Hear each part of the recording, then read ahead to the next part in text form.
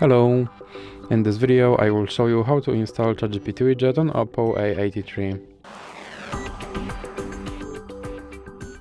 So you have to start by opening your Google Play Store, then click on search bar and type in Wally AI and click search, and now click install.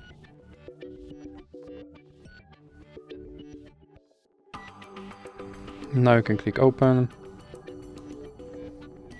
and then click on this button to skip introduction. Now click open permissions and click here on AI assistant, and now you can go back, then click start, and as you can see right here there is my ChatGPT widget, and I can open him and I can tell him to do something.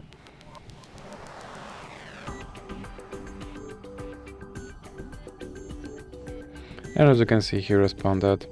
And if you want to remove him from your screen, simply drag him into the X icon in the middle. So that's it for this video. If you liked it, please remember to leave a like and subscribe.